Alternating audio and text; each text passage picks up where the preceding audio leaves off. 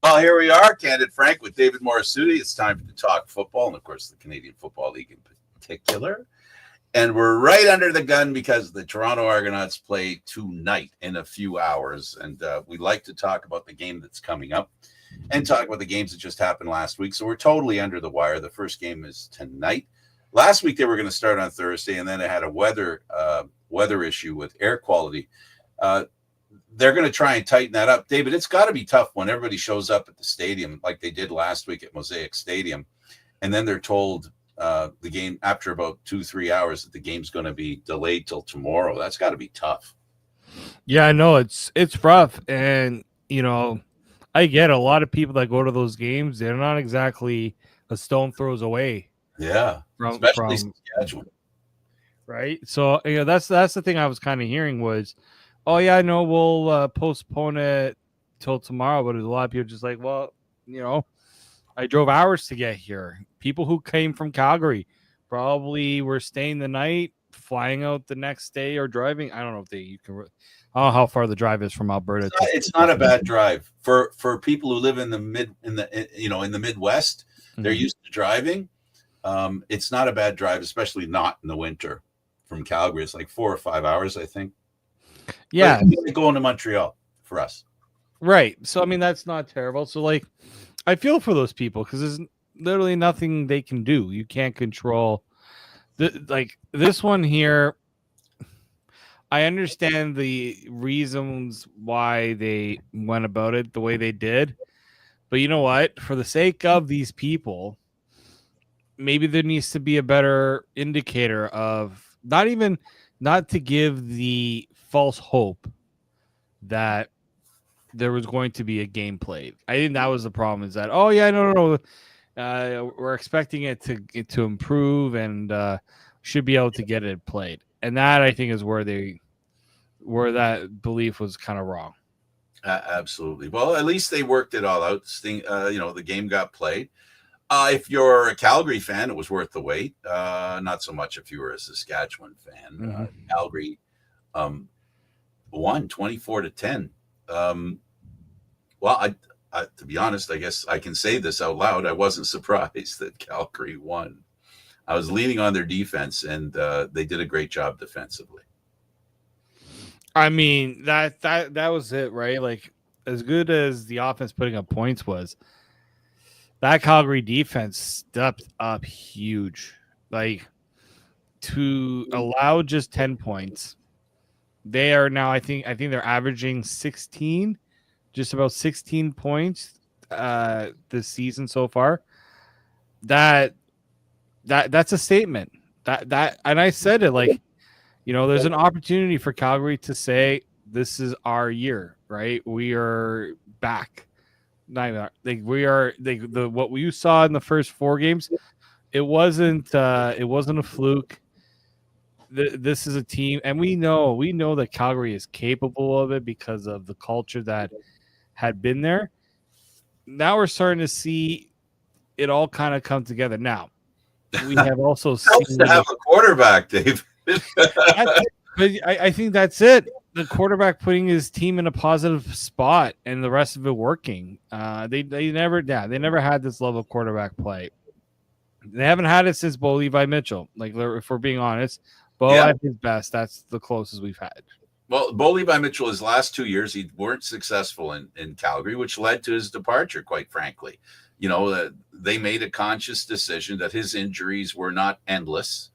There was a problem. The older you get, the more the injuries become a problem.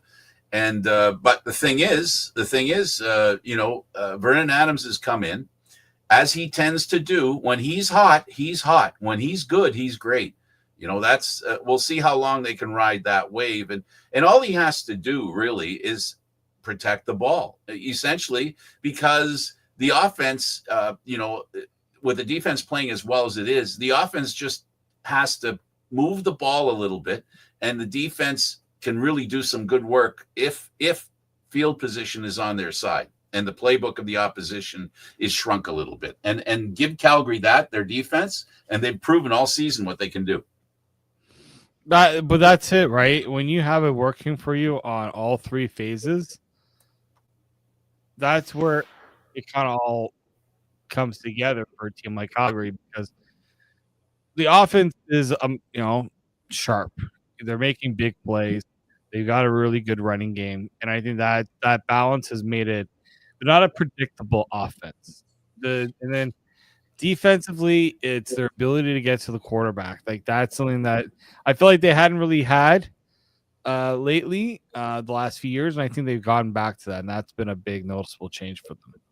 Absolutely. Not even when Bo Levi was under center in Calgary was he a threat to run. He could, but like any other non-running quarterback, he could once in a while. But it's the lack of predictability in regards to whether Adams runs or not. The threat of him running keeps you honest, and the spy has to play a little closer to the line. That creates an issue there. And then if the running game, then you add the running game does a little bit, then you're deep threat, which Adams has the ability to throw some deep balls. He has some game-breaking skills. So this is something that a quarterback really helps. Now, we talked about, and I mentioned how important the defense is. Absolutely. I'm not moving away from the defense is the key with Calgary. It's the key. That it is so good. It is the best defense in the league right now, in my opinion. They're doing an outstanding job. And it helps prop up a quarterback in the sense that, the quarterback isn't, his playbook isn't shrinking because the defense is keeping the other team, on their side of the field. So, yeah, good for Calgary. They deserve this. The fans, have had a tough couple of years. Final comments on this game, David, that we haven't mentioned yet? Well, I mean, just even for Saskatchewan, it's a letdown. It's certainly a letdown, especially, Trevor Harris did some good things. But what did Saskatchewan do? They took away the strength of that offense, which was the running game. There was no they shut it down. They won the ground. They won the ground game. But Saskatchewan's learning that if you don't have that balance, you got to find a way for your offense to put up points. There wasn't there were big plays, but there weren't, obviously, when you consider what Calgary had, nowhere in comparison. Absolutely. I really like Calgary's game. I think they've done a marvelous job. They've really recovered well. They've had a couple of tough years, but again, they were in search of a quarterback, and they have one for now. Now, the only danger with Adams is if he loses confidence, it's how he bounces back from having a bad game. That's the biggest challenge that Vernon Adams has had career-wise. And, he's getting older, more mature, and he probably is learning how to make that, take that step of recovering quicker than slower when it comes to having a bad game. So every player has a bad game. It's what they do after they have the bad game that matters. So I'm looking here, and I'm seeing 428 yards in passing. I'm looking at that and saying to myself, say what? 428 yards. Geez, David, that's a lot. And this year the CFL passing game has really moved up. With Bo Levi Mitchell, Vernon Adams, and a few other quarterbacks have done a great job of bringing it up there. So the passing game has been very important. It's been very effective. And I guess my last comment on this is that good for Calgary. We have a real battle for first place. Nobody would have thought it would have been two teams fighting for first, and neither of them called the Bombers. That to me is a surprise, which is a nice surprise if you're not a Bomber fan. So that's really good. On the mirror side of the Western Division, looking at the Eastern Division, I think it's pretty safe to say, David, that Hamilton is the Calgary version in the Eastern Conference. Not because of defense, but because of competing for first. Yeah, no, I mean, I knew that Hamilton was going to take a step forward. I knew that bringing in Kenny Lawler was going to do big things for that offense. You have a legitimate I said they did not. They lacked the star, a star player on offense, right? And look at this: 7 touchdowns, 578 yards for Kenny Lawler.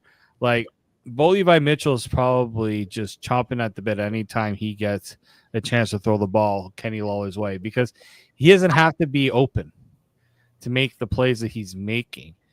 And now I will say that at some point you have to be careful that your offense doesn't become too reliant on that one element, which is that Kenny Lawler connection. So, like, yeah, they still got Tim White doing things, but there's a drop off in that offense. So that's kind of maybe the one thing is that they are right now. It's that combination is working, but they got to be careful because it's looking a little too one dimensional. Like Bully, we know you said it. Bully by Mitchell is not going to run too much. The other receivers aren't really getting their like Tim White had 11 targets, 4 catches. Yeah, he's got to do better. You got to do better. Like I think there's still room for this offense to grow, which is kind of that's the scary part. That's the scary part. Their defense has played better. Ottawa, though, I mean, it's a little tough to say for sure how good the defense is when they play Ottawa, because the Argos played the Ottawa, their defense looked really good, then they allowed over 50 points the week after, right? So I always kind of temper expectations there, but you know, credit Hamilton because they're finding ways to win right now, and that's the big thing, David. There's been a couple of games they may have not won. If they were last year's team, they wouldn't have won those games. They've done what it takes. You're 100% right. They've done what it takes to win. They haven't been They haven't been over 500 since 2021. Yeah, it's been a while. So that's I think that's the good part is that they're already 2 million steps ahead of what they were. Not behind. That's the key. They're not behind, and they're in a pretty good position. Yeah, good for them. And again, another fan base that deserves a break from past years. Hamilton's the other one. Ottawa, in this case, could have won this game.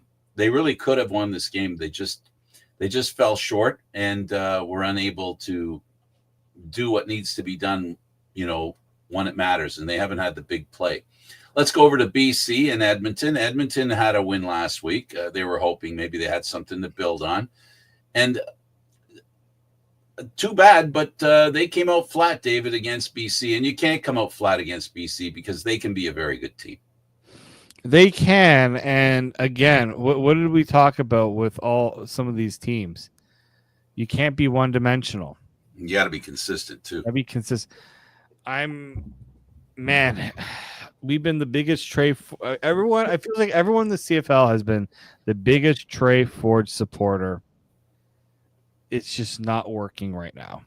Well, the curve has to the curve has to be a little more steep. Well, I hear people say maybe he's just not a starting He's not starting quarterback material. Maybe he's, maybe he's not there at this stage of his career. And I don't agree with that sentiment just because I'm trying to remember who I think it's the former BC coordinator. That's their offensive coordinator. There's got to be some sort of Maximic? No. Yeah, I think it's Maximic. You're right. I think, yeah. So, he's the guy that's supposed to get Trey Ford to do, in essence, what he did with Nathan Rourke.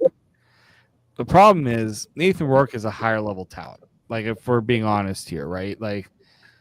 Well, if history's prologue, right? Yeah, I do think that there is. I think that there is definitely room for Trey Ford to grow, and he's still very young. But Edmonton's going to have to. I think this is going to be the time now where you're going to wonder if you know, is this is he Can't bail able on to bounce back? They can't bail on him yet. No. They're in. Edmonton made a decision. Their GM Ed Hervey made a decision. By hook or crook, Ford has to match the salary that they've thrown his way. They've made a financial statement. Ed Hervey and the Edmonton Elks made a financial statement saying this is our guy. And it's not that McLeod Bethel Thompson isn't a serviceable starter, but really Edmonton's looking at not just today, they're looking at tomorrow, they're looking at the future. They're hoping that they get on a nice roll with this quarterback, right? And I don't know, there's always been, David, and neither of us has understood, and for the viewers to review a little bit of history with this show, David and I, and our feelings about, if I can take a step further what you're alluding to, we always wondered, why didn't they hand him the ball? Why didn't Chris Jones give him the ball? Why didn't Chris Jones put him in the starting place? Why did he leave him on the sidelines? Why did he even not put him on the sidelines? We even saw that as well, David. Yeah. So there's something that maybe you, I think, raised a very important point. There has to be a relationship with a guy, a mentor that can help find out what makes Trey Ford a better quarterback. Because right now, no one has been able to get in his ear and help him to understand what it takes to be a starting quarterback in the Canadian Football League. He has struggled. Have we seen any reason to believe that he's on that learning curve? It's just not steep enough. There has to be steady improvement because I'm one of those people that believes this. If there's going to be progress, no matter what it is, a GM gets a new position, a coach gets a new position, a player gets a new position, we have to see that player, coach, management personnel, that we have to see a steep curve of improvement. We have to see it, because if they don't have it, they don't have it. It's that simple. It doesn't all of a sudden appear just like that. There has to be a hint that there's something going on. And we haven't seen it from Trey Ford strong enough, that hint that he's a starting quarterback. And patience, unfortunately, in football is, what have you done for me lately? And, the only thing that guarantees a position is the ability to win if you're a quarterback, because that's the primary directive for a quarterback. While you're under center, can your team win? If they can't, you're the first one that they call into question. Never mind the defense, never mind special teams, never mind the offense. It's the quarterback that's the lightning rod for success and, sad to say, failure as well. Yeah. No, and it's and maybe that's just, again, this is his first year to really have that. It's his time, right? He hasn't had that, but he's been around. Like, it's not like he's in year 1 or year 2 of being with the team. Like, they made a big bet on him, right? They made a big bet that he was going to be able to lead this team out of the basement, and it hasn't happened. And I do think having Cody Fajardo there will help. I know some people say, but that means it's easy to turn, which is true. But it also means, okay, if this guy needs a reset, they can go put Cody Fajardo in. They can put him in and say, you know what? They're not at a point where it's a wait. They can wait and see if Trey Ford can get it turned around. They're 1-4. Like, they're already out right now, out of it, but they've got to they got to stop the bleeding. And the only way they're going to stop the bleeding is if let's give Trey a break. Now they're on a bye week, which means he's already going to get a break. But out of the bye, guess who they play? Saskatchewan. So is it right to put Trey Ford into that? Meat grinder? Right. To me, it's probably not. I would probably say you gotta be patient, and you gotta. I mean, what I mean by patient, not force something that's not there. If you have to go to Cody, go to Cody, even if it's for a game or two. Go with him. you're either doing one of two things. You're going with Cody Fajardo, or you're starting Trey Ford with a short leash. The reason you're saying that, like, what's the? I'll tell you my ultimatum, my bottom line when it comes to Edmonton. They have to compete for a playoff spot this year. There's no question that's what they need to do.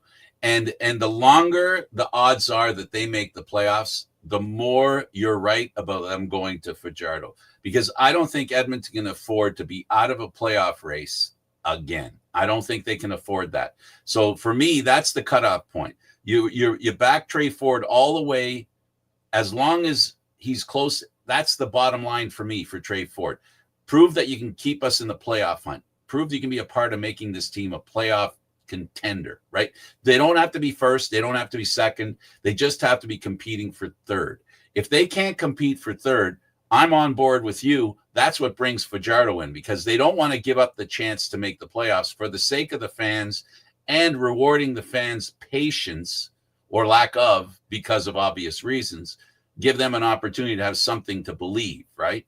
They need that. Edmonton and their fans need that. They need a reason to believe that they could make the playoffs. Exactly. No, they do. And they just need reasons to have fans come to games. That's one of the overarching situations that need to be discussed. They are. So we'll see. Week off.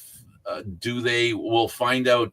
They get a week off, so they won't. Now this week's going to be all about thinking, right? Because the players won't be around. This is just an opportunity for management to go, what are we going to do when we come back to game week? What are we going to do? We're going to find out when game week arrives next week, right? We're going to see with practice who gets it. Will they make a change? Will they decide we need to win a game here and there, and maybe Ford isn't the guy to give it to us this second? Maybe he needs to sit on the sidelines, because there's always a learning opportunity being on the sidelines. It's not a total waste of time sitting on the sidelines, but the balance of getting experience on the field and getting experience, there's two different kinds of experience. So the team's going to have to decide, where's Trey Ford at next week? Is he on the sidelines taking a reset, like you said, which I agree with you is an option? Or do they say, damn the torpedoes, let's put him in there. Maybe this is the week where he shows us that he can do well. But even having said that, he's got to do it more than 1 week at a time. Got to do it more than 1 week at a time. Yeah, that's true. All right, so that's what, and BC, my goodness, the Western Division's very, and you said it, that this could be the year when a team could cross over. This could be the year. If Toronto and Ottawa don't clean up their act, they can be crossed over. I know Hamilton and Montreal look too good to be that team. It's now starting to look, it's Toronto and Ottawa who need to win some games to ensure they get the third playoff seed in the East. And look, like, a couple wins changes a lot. Like, absolutely. BC right now, this is going to be an interesting test, because like BC, how good are they? Right? They beat Montreal off that, the wild ending there. They handily beat Edmonton, but now they got Saskatchewan. Mm-hmm. And I'm very curious if, like, that's it's almost like every team now that goes up against Saskatchewan has to kind of prove whether they're good or bad, right? And that's gonna be BC right now, because if I'm BC, in a way, you're feeling okay about your position, because if you just continue to stay in line with what Winnipeg, Saskatchewan, they've played one more game than everybody, but if you can stay in line with what Winnipeg, Saskatchewan, Calgary are doing, but at worst, if you're just a step ahead of the third spot in the East, you might even like your odds better if you're going through the East. You might. Historically, it's been tough for a Western team to sit in that position. They haven't had any luck in that regard. But still, to your point, the playoffs are not like. Look, we're looking at Calgary and Saskatchewan at 4-1. We're looking at Winnipeg at 3-1, and have played two less games than BC, right? So BC's had two extra games that they've lost. So Winnipeg has an opportunity to ensure that they get a lock on third place. And fourth place isn't far off because they've only lost one game so far. That's what Saskatchewan and Calgary have done. So, that's a really tough division right now. I can't remember the last time it was this close in that division. And it's looking very balanced and very interesting. Very, very interesting. So that's what happened in week 6. I guess we can talk about week 7, which is coming up now. And if you want, we can start with Toronto, Montreal. You want to end the show with Toronto, Montreal? We'll go to Toronto, Montreal? Sure. Let's go for it. Okay. Let's go with Toronto, Montreal. They're playing in Montreal tonight. And Montreal's they probably get Chet Lemon back. They get Lemon back. Sorry. I don't think he's going to be back because I think he's a free agent now. I think they released him. Did they release him? Yeah. I hadn't seen that part. He's reinstated. But he's a free agent. All right, so goodness knows where he ends up. Montreal is they're smarting a little bit. This is a team that came out of the chute in a hurry. They were unbeatable when they came out of the gate. Well, they've suffered 2 very interesting losses. And Toronto being the third would not be a good thing for Montreal. They're going to be very fired up in that game tonight, David. Oh, yeah. They're and tonight's there's the potential for weather to be an impact. There's a bad forecast right now in Montreal. So, Davis Alexander's back. Let's see how healthy he is because, 2 straight losses for Montreal without their quarterback. It's going to bring upon a little bit of, are we as good as we think we are, especially without our quarterback there? But I do think this. Toronto's got the most pressure out of any team right now because absolutely it's not very often that the team wins a Grey Cup and doesn't make the playoffs. And right now that's what they're faced with. And now they do have some injuries that are going to work out for them. They got McMahon's back, McManus is back, Parrish is back. But you're going to go there, huh? But they lose their best offensive lineman in Ryan Hunter. Oh my! And how they lost. Mm-hmm. Frank, you and I have seen him how many times leaving the stadium on that scooter. Yeah. And I always say, I really hope that nothing happens because it was funny. I was reading an article in the paper, not in the paper, but online about the rise of injuries of people riding these scooters. And he's usually very careful. I know that. It's just so that's a kicker too, because I'm like, oh, did it happen during the bye week? It literally happened him coming back, first day back on his way back. That's the tough part right there. It is when they start getting healthier, another devastating injury and one that's going to take him out at most 8 2 weeks. months. Yeah, 6 to 8 weeks. So you could get him back if you're on a playoff run. I will say this: what will probably happen if they're in lockstep for a playoff spot, he'll come back. If they're out of it, they might just say, you know what, we don't want to risk any, and we know Ryan Dinwiddie is one that doesn't want to push. Yeah. So, yeah. But on the good news front, number 48's back. Mm-hmm. Yeah, and that's huge. That defense needs it. The defense needs their leader back. Somebody that's going to help keep them in check. And that's, if you're Montreal, you're probably like, oh, look, they gave up 53 points. But now they got not just 48 back, but 97 back. Parrish. Yep. Their top pass rusher, who was a menace when he played against Montreal in the first week. But yeah, we'll see how good McManus can be. He's been dealing with this knee thing since training camp, and it's not going to be easy. Yeah, and his inspirational leadership is something that the Argo team misses. He's a real guy that, well, we see it all around the league. There are a lot of middle linebackers that are the center of the defense, and they stir the drink. And we've seen what happens with a few of them that have been out of the game. It really changes the defense. It struggles. And well, we'll see how healthy he is. But one thing's for sure, if he's on the field, his leadership's going to mean a lot. And of course, one of the biggest challenges today, we talked about consistency for teams having various ways to run their offense. He'll be very helpful in stopping the run. And if they can stop the run, then they keep the quarterback honest with the pass. But if you're Montreal and you saw what Hamilton did the week before or a couple weeks before, they're going to say, all right, we're going to send our best receivers. We're going to throw the ball. We're going to attack that secondary. Because that, to me, if I'm Toronto, you have to give the secondary a chance. Your pass rush needs to be effective. And look, you want Montreal to be throwing the ball. You really, I get that. But your secondary better be ready because it was not ready against Hamilton. Well, let's also remember that Alexander came back and had a slow start to his game. I don't think they can afford a slow start. If the Argos can keep it close in the first half, there's a good chance that they could come away with the win. But that's what they're going to have to do. They're going to have to keep it close in the first half.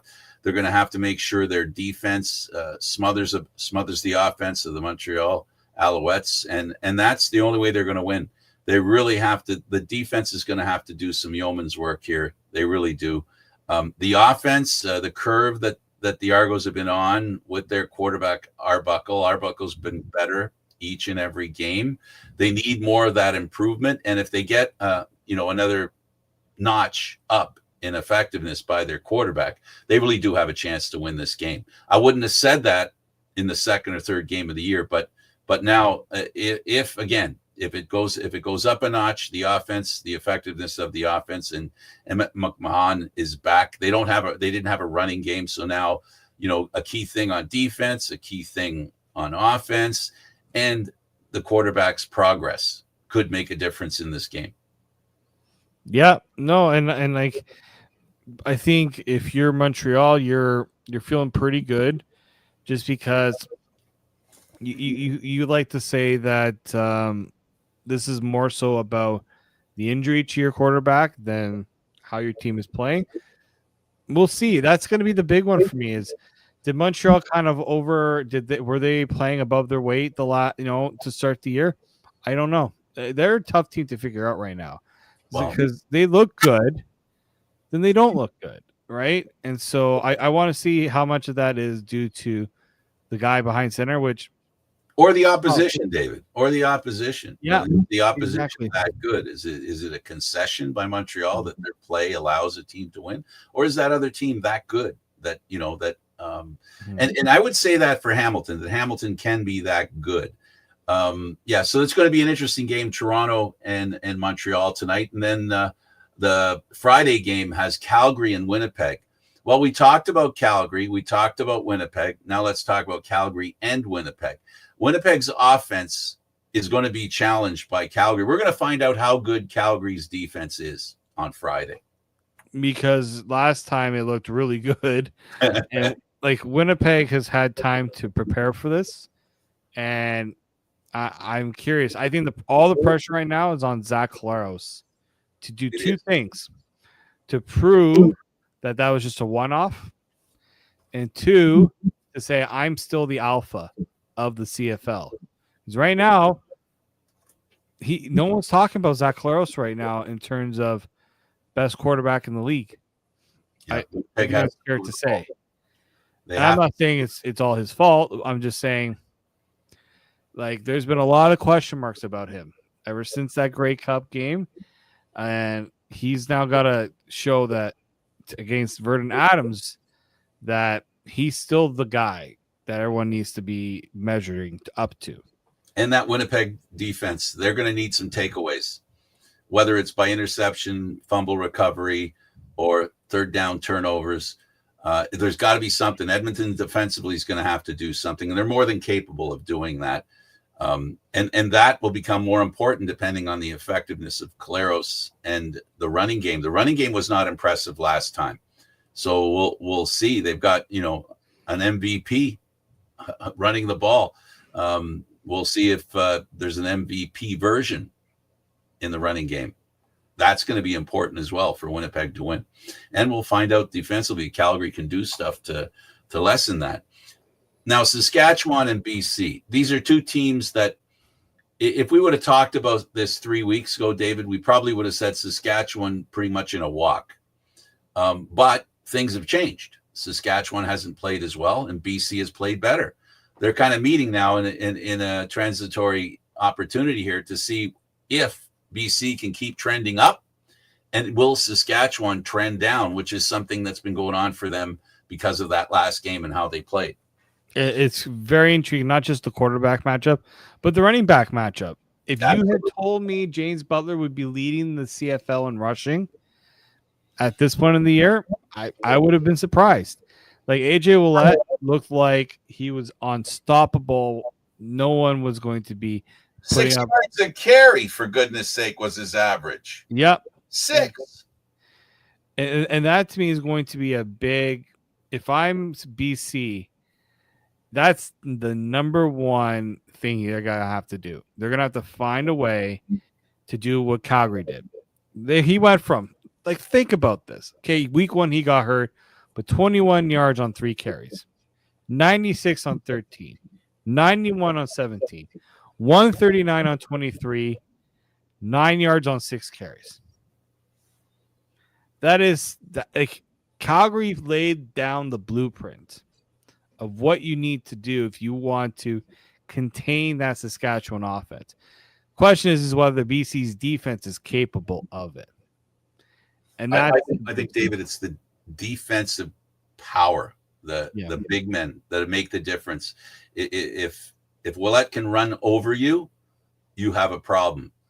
If you can stop him, wall meeting, create a wall for him to run through that he can't, because that's what happened against that's what has to happen for Calgary to win this game. They have to really stop him.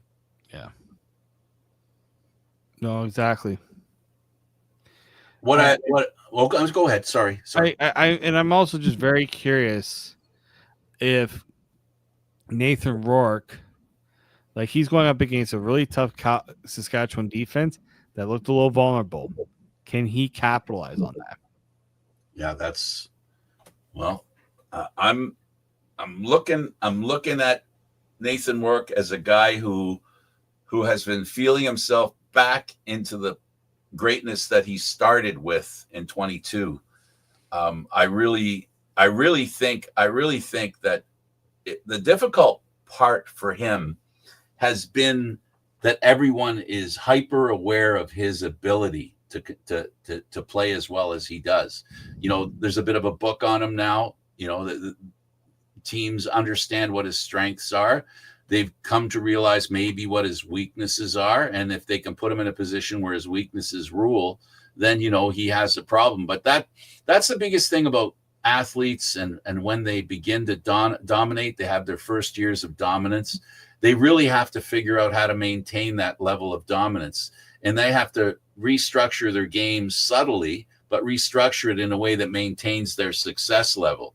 He hit a bit of a wall, I think, because of his lack of confidence, because of when he came back from the NFL and what happened there. We'll see if he can regain his confidence, because if he does, he proved a while ago that he can be dominant. He can. He has that capability. He's got to go out to prove it. Do you let him? And what do you do to not let him dominate? And I gotta say, Saskatchewan's more than capable of dealing with him. Yeah. But more importantly, I think with Saskatchewan is can their offense, can their offense produce? Their offense has been sputtering a little bit. Their defense has been okay. What we'll see. That's going to be the important thing. Trevor Harris had a tough week last week. I don't know. Is he injured or not? They were on the fence with him being injured. Rourke, I think he was Harris.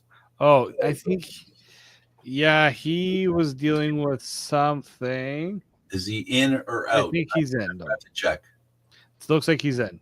Okay, good. If he's in, we'll see if he has the ability to be the quarterback that he can be. The guy's a yard, like him and Bo Levi Mitchell, toe to toe, amassing yards. Throw Vernon Adams in there, McLeod Bethel Thompson. These are guys that get a lot of yards. The question is, what happens in the end zone? And that's what Saskatchewan has to do. Saskatchewan can't go down the field and go field goal, field goal, field goal, field goal. They need touchdowns. So we'll see what happens. And those touchdowns really matter for Saskatchewan because they've had a tough run, in the recent couple of games.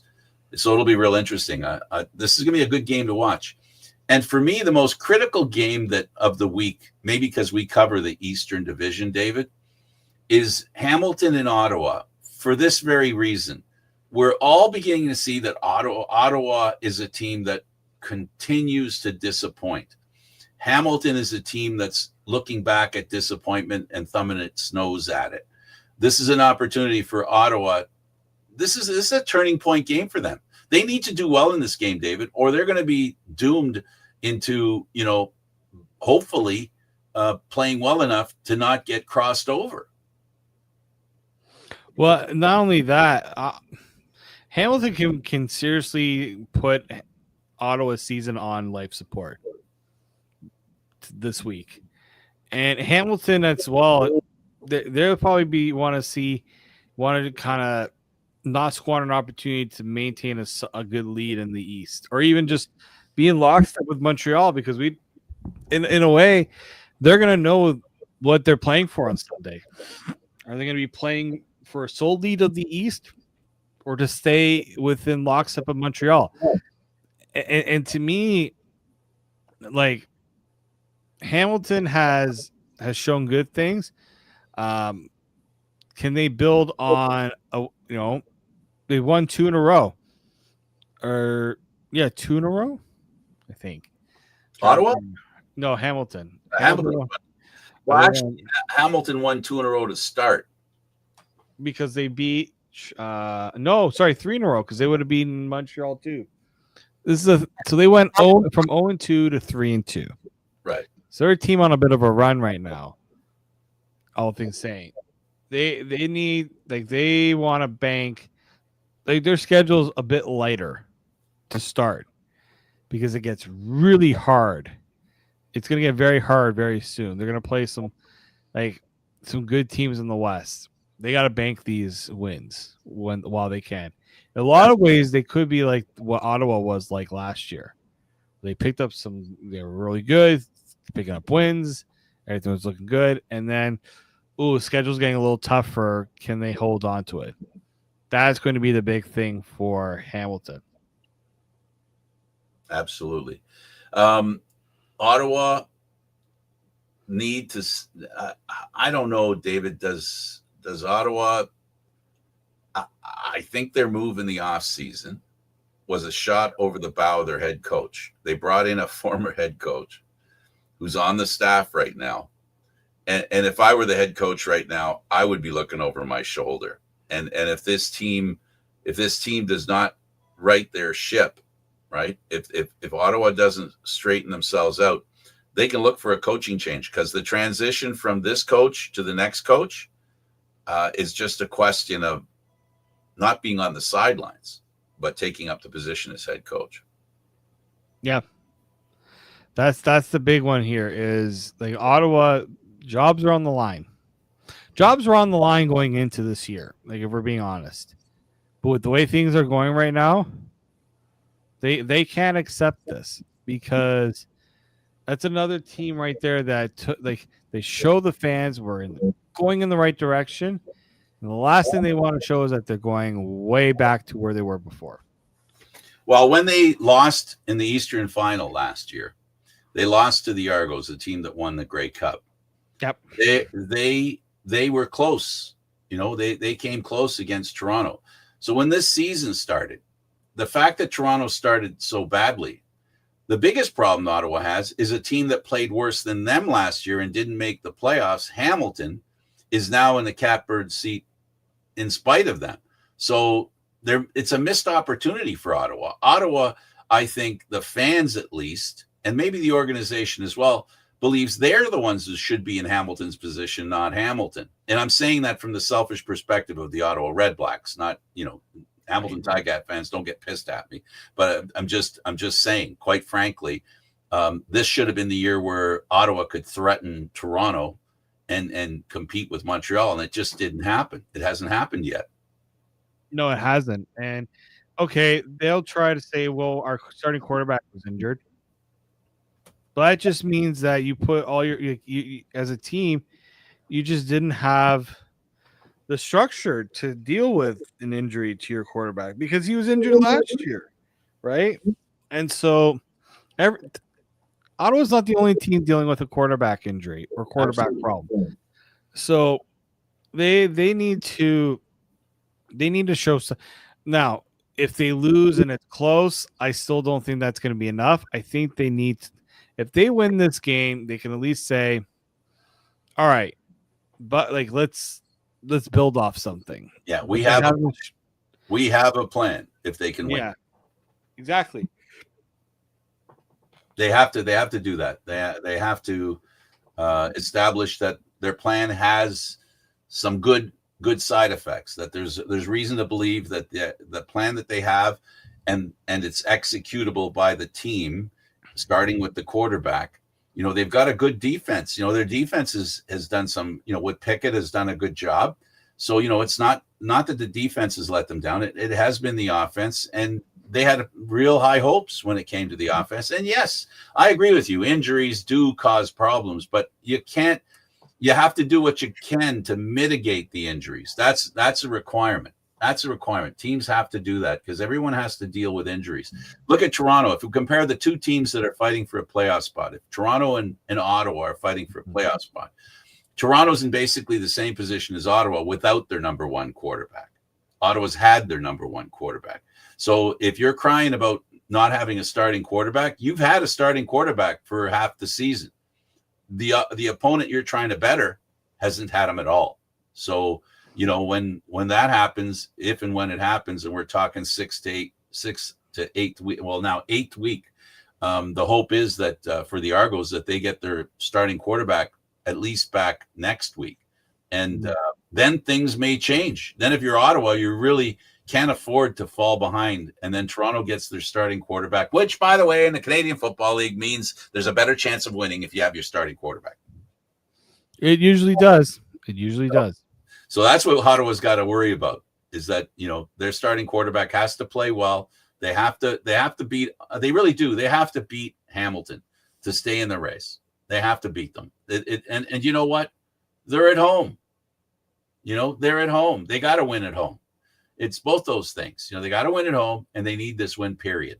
So we'll see what they look like. To me, that's a critical game of the week. Critical in the sense that it has playoff implications. Not that any other game doesn't, but this one here has playoff implications on a positive side for one team, a negative side on the other. They're mirror images. So It's going to be interesting. Any final comments on the week? Well, let's see what happens. There's going to be a lot of intriguing. It's an intriguing week. We're at the 1/3 of the way in the season for most of these teams. That means 2/3 of the season still left to play, though, right? So, as many people say, it's gone by pretty quick. Trust me, it's going to be a grind. It's going to be a grind for a lot of these teams. All right, I'll see you post game. Hopefully, God willing, we'll be there, and we'll be asking Dinwiddie some questions, and whatever star player has anything to say for the Argos. They're a team that needs to win this game as much as Ottawa does, and against Montreal, it's going to be tough because you're going to have a really upset team. To remind you, Montreal's had a tough couple of recent games, and they really need to turn things around, especially because they were hoping to be first when the season started, and Hamilton's breathing down their neck. Yep, exactly. Well, thanks for doing this. No problem. David Morassutti. I'm Candid Frank Stanishi. Don't forget Candid Frank Stanishi on YouTube. Well, Candid Frank Stanishi 1030 on YouTube. And you can check out some of the stuff that we do. Thanks for watching, everybody. We'll see you again next week. Enjoy the football this weekend. It's going to be a lot of fun. CFL's back, and we're now already in week 7, believe it or not. Till next time.